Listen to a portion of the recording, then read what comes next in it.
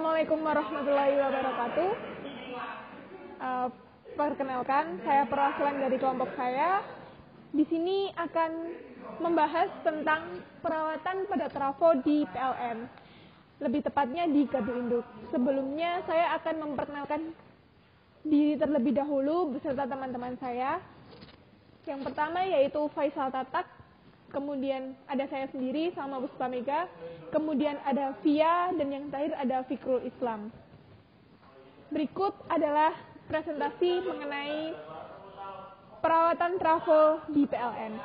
Sebelum terlalu jauh membahas tentang perawatan pada trafo, sebelumnya saya akan menyampaikan outline pada agenda kami saat ini. Yang pertama yaitu akan membahas tentang definisi dari perawatan dan perbaikan, kemudian tentang jenis perawatan dan perbaikan, dilanjutkan perawatan dan perbaikan di industri, kemudian tentang trafo itu sendiri, yang kelima yaitu tentang jenis perawatan pada trafo, yang keenam perawatan trafo, yang ketujuh biaya yang dibutuhkan, serta yang terakhir adalah kesimpulan. Assalamualaikum warahmatullahi wabarakatuh. Perkenalkan, nama saya Faisal Tatak Azhari, NRP 2216-030002. Yang pertama adalah perawatan dan perbaikan. Yang pertama, perawatan adalah suatu usaha yang dilakukan secara sengaja dan sistematis terhadap peralatan sehingga mencapai hasil atau kondisi yang dapat diterima dan diinginkan. Sedangkan perbaikan pada komponen-komponen tertentu yang sudah rusak dan bisa diperbaiki lagi.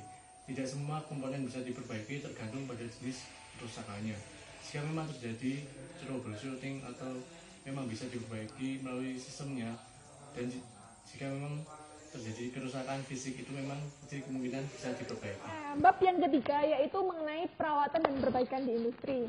Nah, bagi sebagian industri, perawatan dan perbaikan merupakan selalu dikaitkan dengan sebuah tanggung jawab mengenai produk yang dihasilkan, di mana produk tersebut harus memiliki kualitas yang bagus, bertanggung jawab dan juga memiliki nilai ekonomis yang sangat berarti. Nah, oleh karena itu, biasanya perawatan dan perbaikan dalam alat itu dijadikan juga sebagai aset dan investasi di industri tersebut.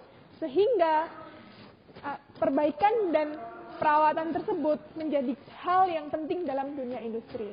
Nah, salah satunya di mana industri yang kami kunjungi yaitu PLN. Di PLN ini aset yang dimiliki yaitu salah satunya trafo, di mana di dalam PLN sangat menjaga perawatan dan perbaikan trafo itu sendiri. Karena dari fungsi trafo yaitu untuk menurunkan tegangan dari kilovolt menjadi 220 volt sehingga dapat digunakan oleh masyarakat dengan ekonomis dan dengan baik. Oleh karena itu, perawatan dan perbaikan yang dilakukan pada trafo ini sangatlah penting untuk PLN dan untuk kita semua sebagai masyarakat. Ya, perkenalkan, nama saya Fiadi Miftahur Rohma, yaitu merupakan anggota ketiga dari kelompok yang membahas tentang perawatan pada trafo di PLN. Selanjutnya saya akan menjelaskan mengenai trafo. Trafo apabila di perusahaan listrik negara itu digunakan untuk menurunkan tegangan, yaitu sumbernya awalnya tegangannya itu mencapai ratusan kilovolt. Nah, sedangkan untuk disalurkan ke rumah-rumah itu seharusnya itu 220 volt sehingga memerlukan trafo pada sistem ini. Saya akan membahas tentang jenis perawatan pada trafo. Pada pembahasan ini yaitu trafo pada perusahaan listrik negara yaitu menerapkan jenis perawatan online dan offline. Nah, perawatan secara online itu yaitu perawatan yang dilakukan pada saat trafo sedang bekerja atau sedang aktif. Sedangkan perawatan offline yaitu trafo dilakukan perawatan pada saat trafo itu tidak bekerja atau saat tidak aktif. Perawatan secara online itu misalnya saat bekerja itu dilakukan pengecekan tegangan atau lain-lain. Sedangkan pada perawatan offline dilakukan misalnya pada tampilan trafo, apabila terjadi perkaratan maka harus dicat ulang, dan pembersihan lain seperti apabila ada genangan air bisa dibersihkan. Perkenalkan, nama saya Fikrul Islam, NRP 2216030100. Selanjutnya yang keenam adalah tentang perawatan trafo. Perawatan trafo dilakukan dengan cara yang pertama, yang harus diperiksa adalah isolasinya. Apabila ada gangguan, maka banyak arus yang kembali ke trafo sehingga mungkin besar terjadi ledakan. Lalu yang kedua, uji gas. Pada tabung sekat 3 fasa, apakah gas dalam kondisi baik atau tidak, maka kita harus sering-sering mengecek. Lalu kriteria gas yang baik, yang pertama kandungan komponen penyusun gas sedikit. Lalu yang kedua, suhu masih dingin atau minus 7 derajat Celcius. Lalu yang ketiga, uji minyak.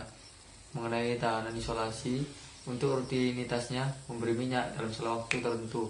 Apabila minyak dalam kondisi tidak baik, yang pertama minyak perlu difilter, yang kedua minyak perlu diganti secara keseluruhan minimal 2 tahun sekali. Lalu yang keempat, harus memastikan apa saja yang sedang aktif sebelum proses pengecekan. Lalu yang kelima, mengecek kotak-kotak pada panel menggunakan avometer minimal sebulan sekali. Lalu yang keenam, melakukan uji tegangan tebus. Lalu yang ketujuh, melakukan uji tahanan bilitan. Kita harus mengecek bilitan itu putus atau tidak. Lalu yang kedelapan, uji tangan delta, menguji isolasi berbahaya. Lalu yang kesembilan, memeriksa panel box situ apakah terjadi genangan air atau tidak.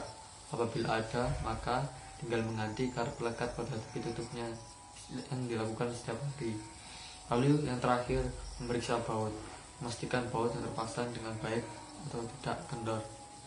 Nah, berikutnya yaitu bab ke-7 akan membahas tentang biaya yang dibutuhkan ketika perawatan dan perbaikan di PLN. Nah, karena di PLN sendiri itu untuk melakukan perawatan dan perbaikan dibagi menjadi 2, di mana yang pertama yaitu anggarannya dari pusat, sedangkan yang kedua yaitu perawatan yang dilakukan sendiri. Nah, untuk anggaran yang dilakukan atau diberikan oleh pusat itu biasanya adalah biaya-biaya perawatan yang cukup besar, semisal terjadinya pemadaman yang memang dikhususkan untuk perawatan dan perbaikan. Hal-hal tersebut merupakan anggaran dari pihak pusat. Kemudian untuk perawatan sendiri yang dilakukan sendiri oleh PLN di gardu induk tersebut itu biasanya mengenai tentang semisal PLC yang terkena rusak atau tidak dapat digunakan sebagai mesinnya. Di situ secara dilihat itu sangatlah bahaya, sehingga dari PLN langsung melakukan perawatan sendiri dan perbaikan sendiri. Nah, biasanya anggaran tersebut bisa dipengaruhi oleh yaitu yang pertama yaitu tentang seseorang yang memperbaikinya tersebut, entah itu berasal dari PLN sendiri atau mencari dari luar. Misal PLN itu mengalami kerusakan pada PLC atau yang lainnya, kemudian PLC tersebut diperbaiki oleh seseorang. Nah, sehingga dari PLN atau gardu induk itu sendiri dia membayar dari pekerja yang melakukan perbaikan tersebut. Nah, berikut adalah tentang biaya yang dibutuhkan PLN dalam melakukan perawatan dan perbaikan. Kunjungan industri di PLN kali ini adalah pemeliharaan pada suatu peralatan adalah mutlak dilakukan. Samping untuk menjaga peralatan tersebut selalu dalam keadaan siap pakai, juga harus dilakukan untuk menekan biaya yang harus dikeluarkan akibat membeli komponen peralatan yang rusak akibat kurangnya perawatan pada alat tersebut. Lalu pemeliharaan tersebut dilakukan juga untuk mencegah ada terjadi kecelakaan atau terjadi kerusakan. Lalu, namun pada praktik di lapangan, PLN melakukan pemeliharaan cenderung sangat baik dan teratur. Hal itu dilakukan agar tidak terjadi kerusakan atau error yang mengakibatkan kerugian oleh banyak pihak, karena banyak pihak yang telah menggantungkan sumber tenaga listrik pada PLN. Lalu mereka melakukan perawatan dan pengecekan secara berkala dan teratur. Tanpa disadari, pemeliharaan yang dilakukan pasca perawatan tersebut rusak akan mengakibatkan peningkatan biaya yang harus dikeluarkan, dan tersebut mengakibatkan kerugian besar bagi negara.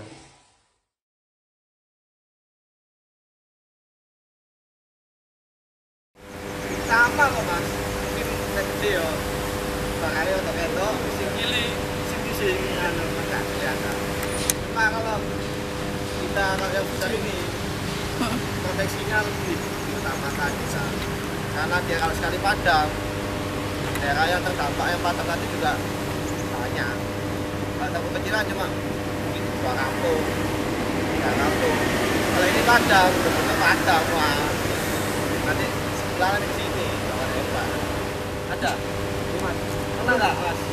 Secara online itu apa aja mungkin yang dipelihara, terus secara offline apa aja, itu kan ada kan? Ini dengan hasil ujinya. Rasio apa? Rasio itu katakan 150 kV per 20 kan ya. Katakan tab 1 di sini 165,75 untuk kV. Ini kita bandingkan, apa benar di tab 1 itu masih sesuai dengan nameplate? Kalau masih sesuai berarti masih oke lah. Standarnya berapa? Nggak boleh lebih dari 1% dari hasil ujian. Terus uji apa lagi? Uji tahanan belitan. Di tahanan belitan nanti kita dapat mengetahui apakah ada belitan di dalam pengapung tadi yang putus apa enggak. Jadi semacam grafik tadi dia. Berarti ada Pindahan tab ini nggak boleh putus kan mas? Kamu tahu nggak? Pernah nggak? Kalau pindahan tab, fungsinya tab itu untuk tegangan sekian, keluarnya sekian. katakanlah kita inputnya 150, tapi APD mintanya 20,5. Di sini 150, 20 kV dan apa ini? Tab 8 kan ya? Tadi kita sesuaikan pakai tab ini, kita naikkan tabnya ke tab 12. Nah pemindahan tab ini tadi nggak boleh putus mas. Kalau sampai putus, nanti kan ada fungsi kan dia jebol nanti LTC nya gangguan kita. Nah makanya sebelum gangguan, jangan 2 tahunan, LTC nya kita angkat. LTC nya 2 tahunan? Iya 2 tahunan. LTC aja, LTC nya sebelah mana? Ini LTC nya segini LTC.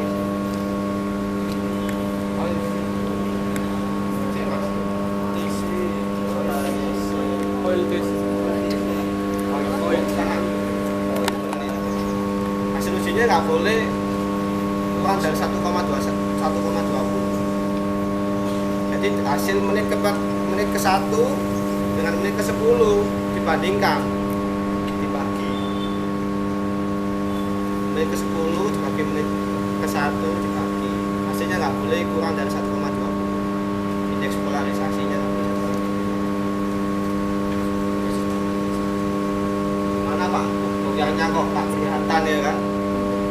Ini sisi 20 kV nya. Jadi dia masuk sini dan bagian dalam, kalau 20 kV sini. Singlet sampai lihat. Singlet ini. Nah itu.